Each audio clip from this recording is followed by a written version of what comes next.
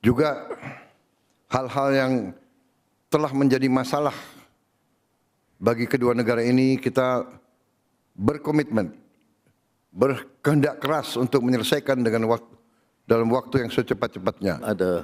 Assalamualaikum warahmatullahi wabarakatuh. Ketemu lagi dengan Rizka Yuni.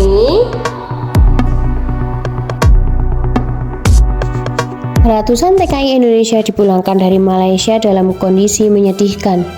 Ada yang sakit, ada yang nggak digaji, bahkan ada yang ditelantarkan bertahun-tahun. Tapi tunggu, setelah pemulangan itu, Malaysia justru langsung gerak cepat ketemu Presiden Prabowo Subianto. Ngapain tuh? Ada apa dibalik semua ini? Dan beneran ya, Malaysia mulai kewalahan setelah ditinggal para TKI kita. Dengan Perdana Menteri Anwar, dengan pertemuan sangat intensif, membahas banyak masalah kerjasama. Intinya adalah keputusan politik, the political will, bahwa Indonesia dan Malaysia harus kerjasama dengan erat. Hal-hal lain kita bisa selesaikan. Technical problems we can solve. The important thing is the political and strategic will. Kita yakin kita bisa selesaikan masalah sepadan. We will solve it. Kita akan selesaikan masalah-masalah bilateral. Masalah tenaga kerja pun kita sepakat untuk kita tertibkan. Jadi gini, banyak TKI kita di Malaysia kerja dengan kondisi yang nggak manusiawi.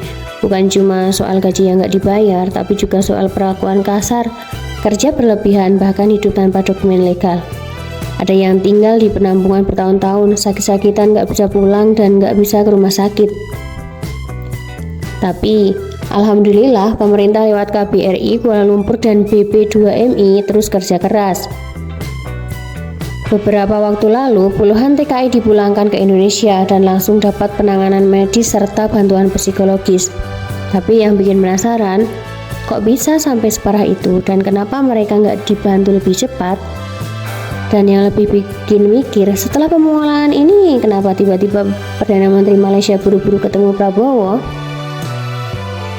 Beberapa hari setelah pemulangan para TKI, Perdana Menteri Malaysia Anwar Ibrahim datang langsung ke Indonesia dan bertemu dengan Presiden terpilih, Prabowo Subianto. Pertemuan ini bukan basa-basi.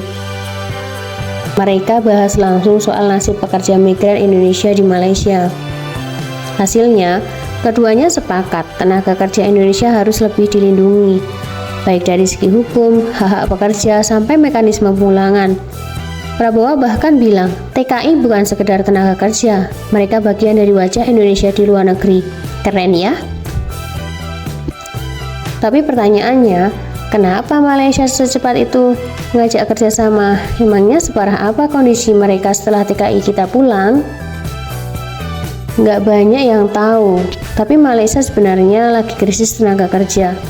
Sektor-sektor kayak konstruksi, restoran, dan pabrik itu semua selama ini banyak bergantung pada pekerja asal Indonesia.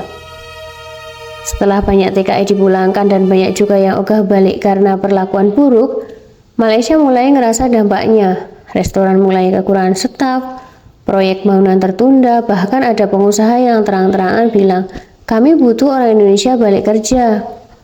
Lucunya, mereka baru sadar betapa berharganya TKI setelah ditinggalin. Tapi, apakah ini momen buat Indonesia pasang harga dan ngatur ulang semuanya? Dari sinilah kita bisa lihat, Indonesia udah mulai masuk era baru dalam penanganan pekerja migran. Gak cuma kirim orang ke luar negeri, tapi juga pastiin mereka aman, sejahtera, dan dihormati.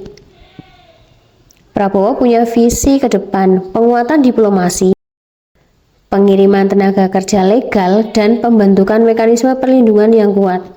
Malaysia pun setuju. Bahkan katanya siap kerja bareng buat bikin sistem yang lebih manusiawi dan transparan. Tapi tunggu dulu, apakah ini artinya Indonesia bakal ngurangin pengiriman TKI ke luar negeri ke depannya? Banyak TKI yang pulang sekarang mulai buka usaha kecil, dari pelatih, bahkan bikin komunitas edukasi buat calon pekerja baru. Mereka bawa ilmu, pengalaman, dan semangat baru. Artinya, jadi TKI bukan akhir cerita, tapi bisa jadi awal dari hidup baru yang lebih baik, asal didukung dengan sistem yang benar. Kalau Prabowo dan Perdana Menteri Malaysia beneran serius wujudkan reformasi besar soal pekerja migran, maka kita bakal lihat babak baru hubungan Indonesia-Malaysia. Bukan cuma soal kerja, tapi juga soal saling menghormati sebagai sesama negara besar di Asia Tenggara. Cerita tentang TKI yang pulang menderita lalu jadi pemicu pertemuan dua pemimpin besar nggak cuma bikin kita terenyuh, tapi juga bangga karena akhirnya suara mereka mulai didengar, dan semoga ke depan nggak ada lagi kisah sedih dari negeri seberang. Kalau kamu peduli dengan isu tenaga kerja, diplomasi internasional, dan perjuangan warga biasa di balik layar politik besar, jangan lupa like, subscribe, dan nyalakan lonceng notifikasi, karena di channel ini kita bakal bahas terus topik menarik seputar politik internasional, tenaga kerja, dan isu sosial terkini. Terima kasih, sampai jumpa di video selanjutnya.